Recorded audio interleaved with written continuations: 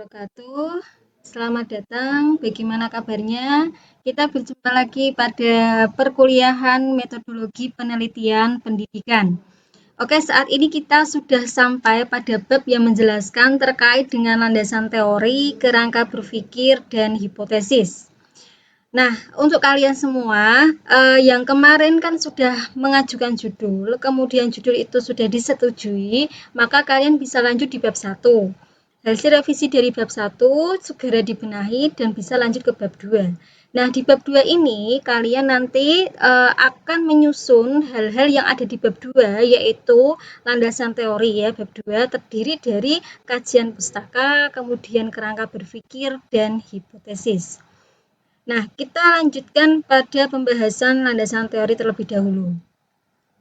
Oke, di landasan teori ini itu ada istilahnya pernyataan ya, pengertian landasan teori yang mengatakan bahwa yang namanya teori itu hal-hal yang bisa melukiskan atau meramalkan atau menerangkan gejala yang ada.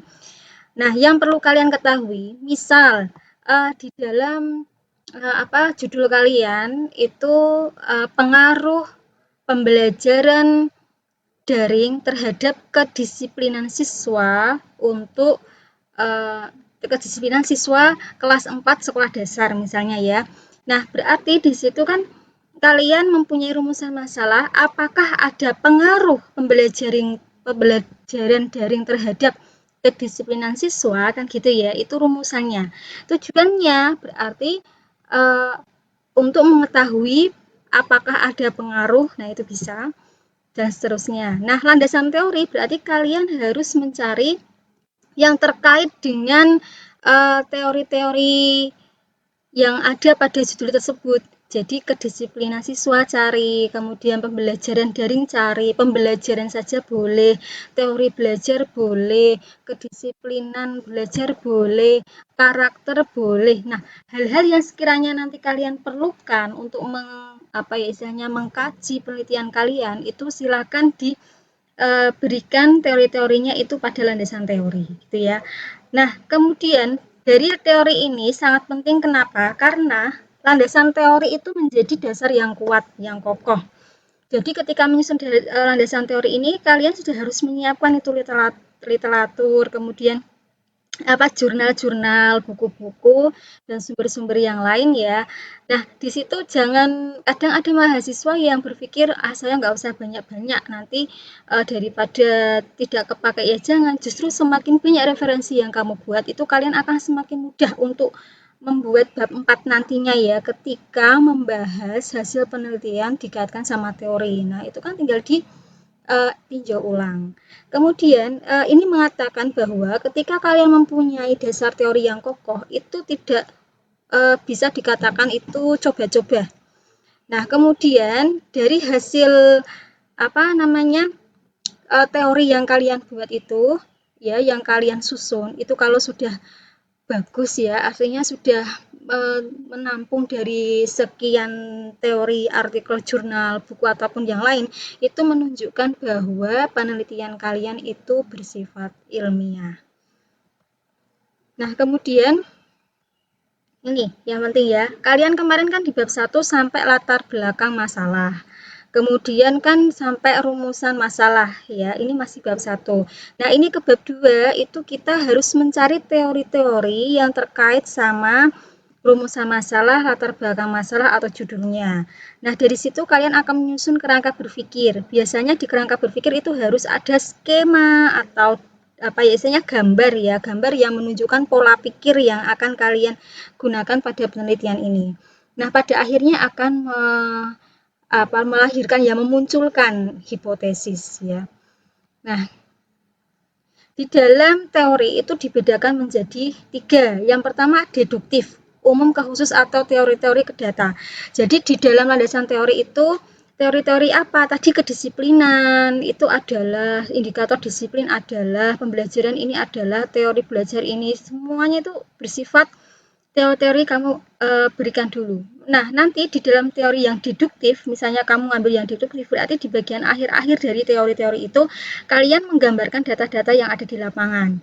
Misalnya, kalian saat itu membahas teorinya disiplin, ya, disiplin, kemudian di bagian disiplin adalah kemudian indikatornya, apa faktor-faktor yang menyebabkan, faktor-faktor yang menghambat dan lain-lainnya, maka di akhir terus kalian bisa itu memberikan dengan gambaran data ya. Misalnya dari hasil survei BPS misalnya atau dari hasil penelitian yang pernah dilakukan oleh siapa yaitu mengatakan bahwa kedisiplinan itu disebabkan oleh nah kayak gitu bisa, atau dari persentase data sekian anak ternyata dari 10 anak yang disiplin kalau pada pembelajaran daring itu hanya 3 anak saja. Nah, itu boleh. Kalau yang teori yang induktif itu kebalikan, data-datanya dulu yang akan disampaikan, kemudian teorinya belakangan. Tapi kalau fungsional itu saling mengkaitkan ya, bahkan dia nyampur. Katakanlah di dalam bab 2 itu antara data sama teori itu saling saling mendukung gitu ya. Kemudian, nah nanti kalian tinggal menggunakan yang mana itu harus bisa mempolakan. Teori yang kamu buat itu nanti induktif, deduktif, atau fungsional. Nah, di sini teori itu mempunyai fungsi yang pertama menjelaskan ya. Jadi kadang ada itu judul yang tidak familiar di masyarakat. Misalnya implementasi model self regulated learning misalnya ya. Nah, itu hal yang baru. Misalnya ada independent learning. Nah, kayak gitu. Jadi hal-hal yang baru itu kan menjadi pertanyaan, maka di bab 2 lah itu akan menjelaskan itu yang dimaksud dengan independent learning atau apa itu bisa dijelaskan. Nah, alangkah lebih baik ketika judul kalian itu tidak hanya sekedar judul biasa. Pokoknya saya sudah mengajukan judul, boleh ya sudah jangan. Tapi kalau bisa kita membuat judul itu benar-benar memberikan informasi pengetahuan yang baru kepada masyarakat. Ya, jadi saat ini ya sedang tren itu apa? Oh, pembelajaran daring. Nah, kalian kan bisa itu cari model-model pembelajaran daring. Kalau kalian menggunakan nanti misalnya penelitian kuantitatif kok memakai pembelajaran yang sebenarnya untuk tatap muka, itu ya bisa sih boleh ya, tetapi kan lebih baik yang kontekstual yang saat ini itu sedang dibutuhkan masyarakat itu apa. Ya itu kan pembelajaran sekarang akhirnya baru-baru itu nama-namanya. Ya mungkin masih asing bagi kita ya. Kemudian yang kedua meramalkan dari bab 2 ini, teori-teori yang kamu munculkan semuanya itu akan dapat memprediksikan kira-kira nanti penelitian saya itu hasilnya apa. Ya, itu bisa memprediksikan. Jadi misalnya kamu akan tadi ya pengaruh model pembelajaran daring terhadap kedisiplinan siswa. Nah, itu kan kamu ingin mencari itu ada pengaruh apa tidak. Tapi dari teori-teori yang kamu buat itu sepertinya ada pengaruhnya. Nah, pengaruhnya tinggal baik atau buruk kan gitu ya kedisiplinannya. Nah, itu bisa meramalkan. Kemudian yang terakhir adalah pengendalian atau kontrol.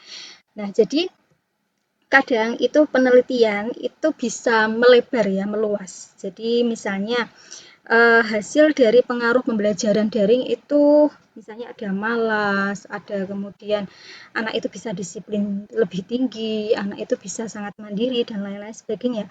Tapi dari teori yang kamu ambil itu akan bisa mengontrol apa ya tadi ketidakterbatasan hasil penelitian kayak gitu ya. Misalnya tadi penelitian itu karena terlalu melebar kemana-mana, tapi kalian itu bisa mengembalikan ke teori. Kalau teorinya itu ternyata seperti untuk hal yang terkait sama karakter-karakter saja kayak gitu ya. Nah itu akhirnya akan bisa dipilah. Oh ini yang dipakai, ini tidak, ini dipakai. Nah jadi dia seperti sebagai pengendali. Kemudian tingkatan teori ya, ada mikro, makro, sama meso. Kalau mikro itu berarti teori yang kamu ambil itu cukup sedikit, sumber-sumbernya sedikit, yang tidak terlalu abstrak, hanya katakanlah masih konkret ya. Kalau meso itu benang merah antara mikro sama makro. Kalau makro itu kalian yang katakanlah menulis atau menyusun teori itu hal-hal yang sangat luas. Bahkan misalnya dari data-data terkait tidak hanya data di negara ya atau di kota atau di desa katakanlah, tapi sampai internasional. Misalnya menggunakan data dari PISA atau TIMSS ya terkait sama evaluasi pembelajaran itu misalnya seperti itu. Jadi apa ya sekupnya luas, kemudian teritorinya juga ambil dari beberapa dari banyak ahli pakar dan itu ya. Nah, kalau fokus teori itu di sini ada yang terkait sama substantif ya. Substantif itu berarti terkait sama isinya. Jadi fokus teori saya itu sebenarnya ke disiplin sama ke pembelajaran daring ya. Saya nggak akan melebar ke mana-mana kayak gitu. Kemudian formal itu global. Jadi kamu akan menambahkan yang namanya teorinya belajar walaupun judul saya tidak ada kata-kata belajar.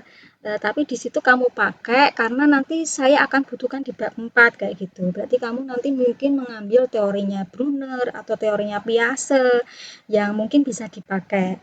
Kemudian yang terakhir adalah middle range theory. Jadi rentang menengah ya. Jadi sedikit lebih abstrak. Artinya ini di tengah-tengah. Substansi dipakai, formal juga dipakai, tapi tidak dominan antara substantif atau formal.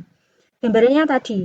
Jadi ketika kalian menyusun teori yang apa ya istilahnya ada umumnya ya tidak hanya hal-hal yang khusus yang kalian angkat di bab katakan yang terkait sama bab 1 di rumusan masalah itu berarti formal gitu. Lanjut. Nah, kegunaan teori apa sih? Hampir sama dengan tadi ya, tapi ini bisa dijelaskan. Yang pertama adalah memperjelas. Oke. Menyusun hipotesis. Nah, perhatikan kalau kuantitatif itu pasti ada hipotesis. Tapi kalau kualitatif tidak ada. Dan kuantitatif itu misalnya bentuknya adalah deskriptif, itu biasanya juga tidak mempunyai hipotesis. Nah, dari teori ini kita juga bisa untuk menjadikan instrumen penelitian. Kok bisa? Nah, ini yang sering saya singgung terkait sama indikator atau variabel. Kalau penelitian kalian tidak jelas variabelnya, kalian nggak akan bisa jalan itu penelitiannya. Ya, jadi harus diperhatikan. Ya namanya variabel apa sih Bu? Variabel itu yang bisa diukur. Jadi kayak misalnya kedisiplinan belajar, kedisiplinan si A, B, C, D siswa-siswa itu ya, pasti kan beda itu. Nah, kedisiplinan itu berarti kalian harus tahu indikatornya. Indikator itu apa, Bu? Dia dikatakan disiplin ketika apa? Oh, 1 tepat waktu, 2 tidak terlambat, 3 mandiri. Misalnya ya, misalnya ada 3 ini. Nah, maka 3 itu bisa dijadikan untuk membuat instrumen. Instrumennya apa? Kalau di situ kedisiplinan, saya pakainya angket Bu misalnya. Bisa, bisa. Berarti kalau membuat angket kan butuh kisi-kisi. Nah, di kisi-kisi itu kan harus ada indikatornya. Nah, indikator itu yang ada di dalam teori. Nanti dari indikator diturunkan, akhirnya muncul pertanyaan atau pernyataan, gitu ya. Misalnya, apakah Anda selalu datang tepat waktu? Itu tadi termasuk indikatornya disiplin yang tepat waktu tadi atau tidak terlambat. Nah, itu gambarannya. Kalau ada yang masih belum paham terkait indikator, terkait variabel, nanti bisa ditanyakan ya. Lanjut sekarang ke teori ya, deskripsi teorinya. Ya, jadi ketika menyusun penelitian itu kita harus bisa mendeskripsikan teori. Deskripsi teori ini dari beberapa teori ya, pendapat, kemudian dari buku, hasil-hasil penelitian yang relevan. Nah, nanti kalian menyusunnya di bab 2 itu memang di sini banyak literatur yang kalian butuhkan ya, terutama jurnal, karena ketika jurnal itu adalah hal-hal yang sedang tren saat ini. Dan perhatikan juga terkait sama buku atau referensi yang lain, itu kalian gunakan itu minimal 10 tahun itu ya. Atau kita bisa menyesuaikan dengan panduan skripsi ketika nanti kalian akan skripsi. Nah, sekarang kita langkah-langkah melakukan deskripsi teori. Bagaimana kita menyusun deskripsi teorinya? Nah, di deskripsi teorinya itu bisa disusun. Yang pertama, kalian harus menentukan variabel. Nah, ini variabel. Tadi kan disiplin misalnya variabelnya. Kebetulan 1. Tapi kalau kalian mempunyai judul yang variabelnya lebih dari 1 bisa. Misalnya pembelajaran daring terhadap kedisiplinan dan prestasi. Berarti ada 2 ya. Nah, di sini, ketika sudah tahu itu variabelnya apa, kalian berarti kan saya butuh disiplin, saya butuh referensi terkait sama, misalnya prestasi tadi, oh berarti tak cari itu prestasi apa, jurnal-jurnalnya, buku-bukunya, kayak gitu ya. Nah, dicari. Nih ya sumber-sumbernya. Terus kalian ketika sudah mendapatkan itu, kalau jurnal ya berarti bisa membaca di simpulannya dulu atau di abstraknya dulu. Ini terkait sama enggak ya? Kalau sudah terkait, coba masuk dalamnya ke bagian pembahasan atau di bagian latar belakangnya. Nah, itu kalian bisa rujuk. Tapi kalau misalnya buku, kalian bisa lihat di daftar isinya. Jangan satu buku kamu ambil semua, ya itu namanya plagiasi. Nah, ya, terkait sama plagiasi, perlu kalian ketahui, walaupun di sini teori itu kita mengutip dari berbagai sumber ya, dan kutipan-kutipan itu kan cenderung kita sama. Perhatikan, kalau bisa, kutipan-kutipan yang kamu peroleh itu jangan plek ya, tapi kalian olah dengan kata-kata kalian sendiri. Kenapa? Karena ini untuk menghindari plagiasi atau uji Turnitin ya, yang nanti kalian akan pakai ketika skripsi. Kalau sudah dari awal itu sudah mengatur, itu nanti akan lebih baik ya, artinya persentase plagiasinya itu rendah. Nah, ketika sudah dapat daftar isi, cari topiknya yang sesuai, kemudian definisi biasanya kan disiplin yang kamu akan teliti itu terkait sama apa sih? Ya kan? Biasanya melebar disiplin itu kan banyak, ada disiplin kerja, disiplin belajar, disiplin melaksanakan tugas misalnya. Nah, itu cari aja yang sesuai ya. Kemudian baca, dianalisis, kemudian direnungkan, terus kamu nah ini buat rumusan bahasa sendiri, yaitu tadi untuk menghindari plagiasi. Tapi tetap sumbernya dicantumkan, ya. Jadi kita uh, pahami dulu. Kalau kalian mau mengutip itu pahami dulu bacaan itu menjelaskan apa sih. Terus kita ketik dengan bahasa kita sendiri. Nah, setelah disusun dengan bahasa kita sendiri, maka itu menjadi deskripsi dengan tulisan dengan bahasa kita sendiri, ya. Itu yang diharapkan. Kemudian langkah-langkah untuk mendeskripsikan teori ini sudah dari tadi ya, cuma ini penjelasannya. Jadi sama, saya lanjutkan ke kerangka berpikir. Nah, kerangka berpikir itu di sini biasanya setelah penelitian yang relevan. Penelitian yang relevan yang dimaksud itu apa? Yang dimaksud penelitian relevan itu ya berarti dari penelitian-penelitian yang terkait dengan rumusan yang kamu ambil atau judul itu yang dulu sudah pernah dilakukan itu terkait apa sih? Sama enggak? Dulu bedanya apa dengan kamu yang akan teliti sekarang kayak gitu ya. Nah, tapi kerangka berpikir itu kamu kayak menceritakan kira-kira itu alur penelitian saya terkait sama teori sama latar belakang masalah itu kayak apa dengan bahasa kalian sendiri tentunya.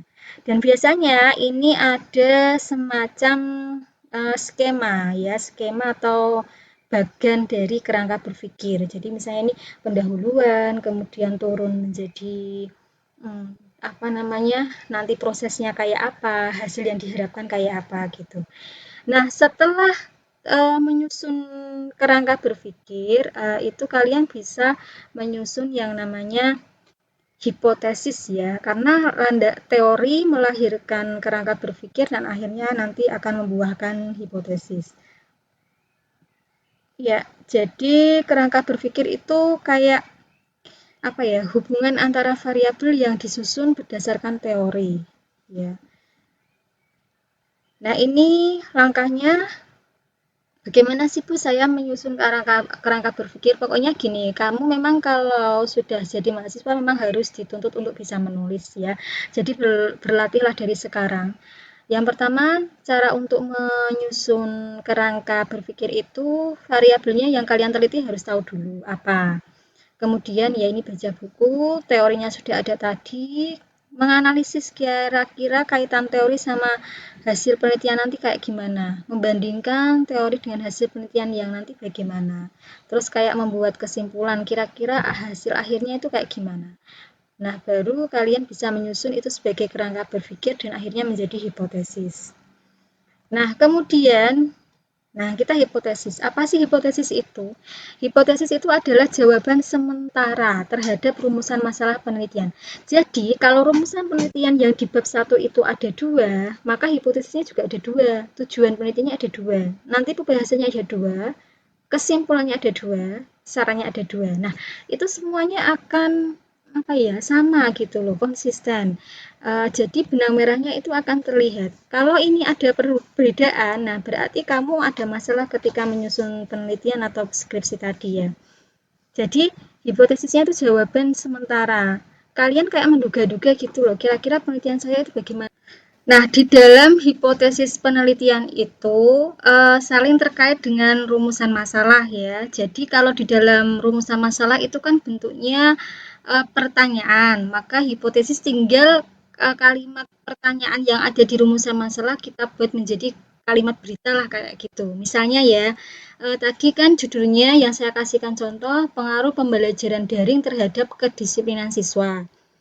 Rumusan masalahnya, apakah ada pengaruh pembelajaran daring terhadap kedisiplinan siswa? Nah, maka hipotesisnya adalah ada pengaruh pembelajaran daring terhadap kedisiplinan siswa. Jadi kita menduga kalau ada pengaruh, nah itu namanya hipotesis, saling terkait. Kemudian di dalam hipotesis itu tidak semua penelitian itu mempunyai rumusan hipotesis ya, tergantung. Kalau penelitiannya itu bersifat eksploratif atau deskriptif, misalnya gini rumusan masalahnya. Bagaimana pembelajaran daring yang dilakukan di sekolah dasar mana gitu ya. Nah, itu kan kita nggak bisa menduga-duga. Kalau menduga-duga hasilnya bukan banyak sekali ya. Jadi itu tidak punya hipotesis. Tapi kalau kuantitatif memerlukan hipotesis ya. Kalau kualitatif justru menghasilkan hipotesis. Makanya kalau di kualitatif kita tidak menyusun hipotesisnya. Nah, di hipotesis ini akan diuji pada penelitian kuantitatif. Nah, bentuk-bentuk hipotesis itu ada tiga. Yang pertama adalah di situ ya deskriptif. Jadi variabelnya biasanya mandiri. Kemudian yang kedua itu adalah komparatif atau apa ya istilahnya membandingkan. Ya, apakah ada perbedaan antara ini sama ini kayak gitu. Kemudian asosiatif itu saling hubungan. Apakah ada hubungan kayak gitu. Termasuk juga pengaruh itu termasuk di asosiatif ya. Nah, kemudian hipotesis penelitian dan hipotesis statistik. Ada dua macam hipotesis. Yang pertama kalau hipotesis penelitian ya, jadi gini misalnya tidak terdapat perbedaan prestasi belajar antara sekolah negeri dan swasta. Itu hipotesisnya adalah komparatif ya. Ini termasuk hipotesis penelitian. Kalau hipotesis statistik itu kayak H0, H1 atau HO, HA. Ya, ini karena kalian belum dapat mata kuliah statistik jadi masih banyak tanda tanya ya. Nah, perhatikan, hipotesis statistik itu ada jika penelitian bekerja pada sampel. Maksudnya kalau kamu penelitian yang kamu sumber datanya istilahnya adalah apa itu sampel ya. Jadi penelitiannya itu ke sampel, maka di situ hipotesis statistik ada. Tapi kalau kamu penelitiannya ke populasi, itu tidak ada hipotesis statistik. Nah, contoh, kalau hipotesisnya populasi tidak terdapat, nah ini kan sekolah negeri sama swasta kan di sini tidak ada batasan, maka berarti sekolah negeri, swasta secara semuanya, karena kita populasinya nggak ada sampel, maka di sini bunyinya kayak gini. Tapi kalau dia itu yang sampel pasti ada kata-kata signifikan, gitu ya. Jadi kalian nanti kalau menyusun hipotesis lihat dulu, kalian itu penelitiannya di sampel apa di populasi. Nah, di sini nah ini semangat belajar anak dari keluarga petani sama nelayan. Petani sama nelayan itu mungkin diambil sampelnya saja, gitu ya. Nah, ini kalian harus tahu, pahami antara bedanya sampel sama populasi ya. Nanti di belakang ini akan dibahas. Nah, kalau kata-katanya ada signifikan berarti bekerjanya di sampel. Nah, kemudian sebagai contoh ya, gambaran apa kaitan antara rumusan masalah sama hipotesis nanti akan terpengaruh juga di analisisnya. Kita coba misalnya. Nah, ini ada sebuah judul Judulnya Pengaruh Model Self-Regulated Learning terhadap Kemandirian Belajar pada Pembelajaran Daring di SD. Rumusan masalahnya, di sini rumusan masalahnya apakah ada? Nah, apakah ada pengaruh model self-regulated learning terhadap kemandirian? Nah, gitu ya. Learning ini kan artinya belajar ya, jadi bisa ya saya besarkan lagi. Nah, apakah ada pengaruh model pembelajaran atau model self-regulated learning terhadap kemandirian belajar pada pembelajaran daring di SD? Ini kan tanda tanya. Nah, hipotesisnya tinggal ini ya, apakah ini dihilangkan menjadi terdapat atau ada sama ya. Ini jika yang tanda tanyanya dihilangkan. Nah, ini hipotesis penelitian bentuknya kayak kalimat gitu, gampangnya. Tapi kalau hipotesis statistik di sini beta sama dengan 0 itu kan sih ya. Jadi kalau statistik itu nanti akan ada HO atau HA, H0 atau H1 yang harus disusun. Nah, nanti kita akan belajar, harusnya kalian sudah mendapatkan mata kuliah statistik dulu ya, tapi tidak apa-apa, ini kita sambil pengenalan. Nah, hipotesis yang baik itu yang mana sih? Yang dia itu dugaan yang dibuat itu terkait sama keadaan variabel. Jadi nggak mungkin toh di hipotesis itu malah menduga-duga variabel yang lain, bukan variabel yang ini. Kemudian kalimatnya jelas sehingga tidak mempunyai penafsiran ganda. Terus dapat diuji kalau tadi berarti pakai uji regresi kayak gitu ya, dikumpulkan dengan metode ilmiah. Ya, cukup sekian untuk perkuliahan kali ini terkait sama bab 2 ya. Bab 2 itu kita belajar terkait dengan menyusun landasan teori, deskripsi teori, kemudian juga kerangka berpikir dan hipotesis. Semoga bermanfaat. Kalian silakan latihan atau mencoba sampai pada tahap ini. Melanjutkan dari tahap yang sebelumnya ke tahap ini. Terima kasih, semoga bermanfaat. Mohon maaf jika ada kesalahan kata. Akhirnya, wassalamualaikum warahmatullahi wabarakatuh.